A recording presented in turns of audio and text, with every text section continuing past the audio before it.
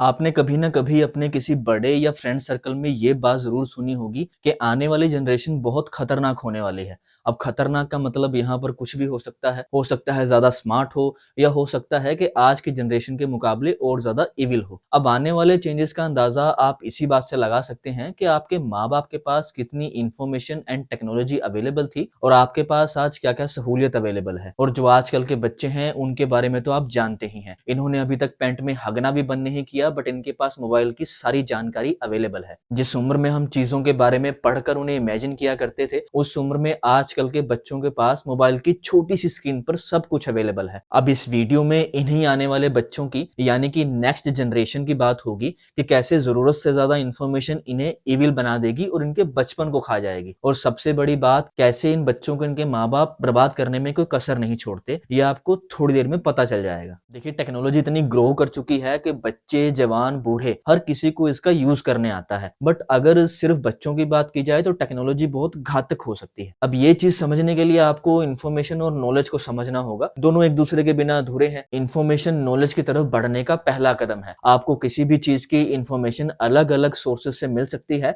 But जब तक आप उसको प्रैक्टिकली और सही तरीके से यूज़ नहीं करेंगे, वो इन्फॉर्मेशन नॉलेज के रूप में कभी कन्वर्ट नहीं होगी। ये ठीक उसी तरह है कि आपको एक डिक्शनरी पकड़ा दी जाए और उससे आपको हर तरह के शब्दों की इन्फॉर्मेशन मिले, पर आपको इस बात की कोई जानकारी ना हो या नॉलेज ना हो कि कौन से शब्द का इस्तेमाल कौन सी सिचुएशन और कौन से सेंटेंस में करना है। बच्चे अपने आसपास के एनवायरनमेंट को बहुत जल्दी अडेप्ट करते हैं। उनमें सीखने की जिज्ञासा बहुत होती है। अब उनके पास जो इन्फॉर्मेशन अवेलेबल होती है, उसको भी वो बहुत जल्दी अपनी लाइफ में अपना लेते हैं। अब इन्फॉर्मेशन का मतलब यहाँ पर हर उस चीज से है जो आज के टाइम में बच्चों के पास अवेलेबल है, जैसे इंटरनेट का यूज करना, पोर्नोग्राफिक कंटेंट देखना, घंटों इंस्टाग्राम पर रील्स देखना या हर तरह के सोशल मीडिया प्लेटफॉर्म पर अपना टाइम स्पेंड करना। और सोशल मीडिया कंपनीज ने तो अपने प्लेटफॉर्म और उनकी एल्गोरिदम ही इसी तरह से बनाई है कि आम आदमी अपना ज्यादा से ज्यादा टाइम उस पर वेस्ट कर सके। और हम सभी जानते हैं कि एक अडल्ट पर्सन कैसे फेसबुक या इंस्टा पर टाइम वेस्ट करता है। किसी भी तरह के कंटेंट को दिखाकर उसे भड़काया जा सकता है और उसकी सोशल और पॉलिटिकल आइडियोलॉजी को इन्फ्लुएंस किया जा सकता है। अब इससे आप लोग अंदाजा लगा ही सकते हैं कि अगर यही कंटेंट किसी बच्चे को दिखाया जाए या वो इस कंटेंट को इंटरनेट पर कंज्यूम करे तो उसका क्या हाल होगा, उसकी सोचने समझने की क्षमता पर कितना बुरा प्रभाव पड़ेगा। अब अगर आपको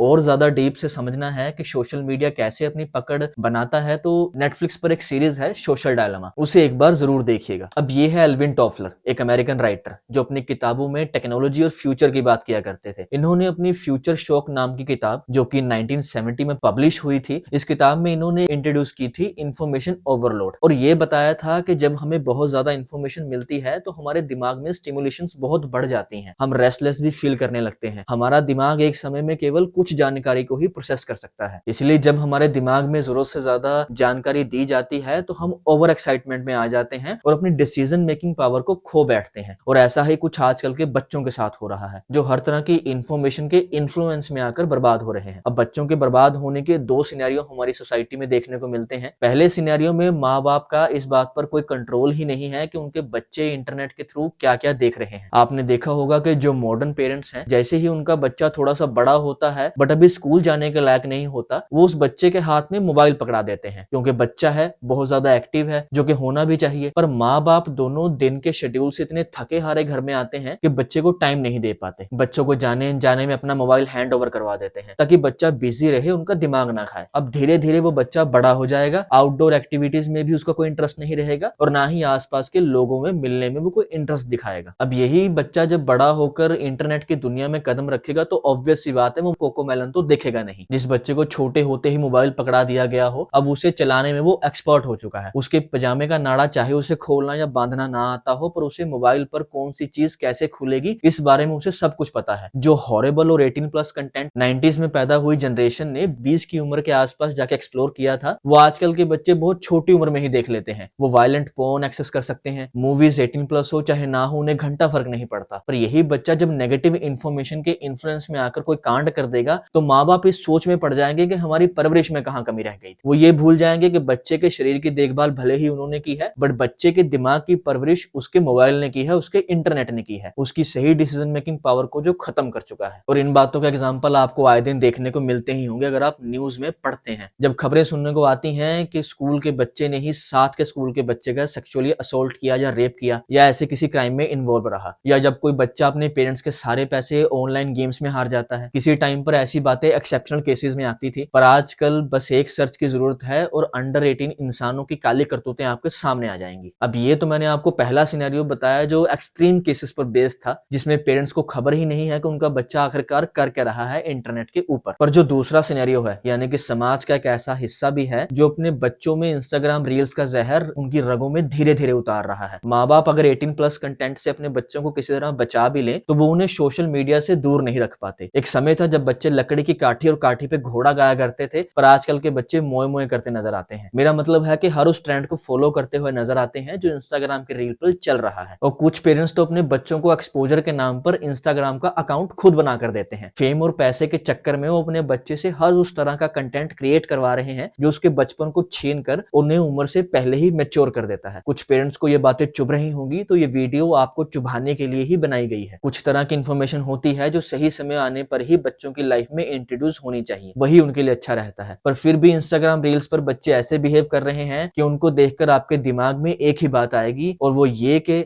17 का यार बहन का लोड़ा इसकी मौत ही थी।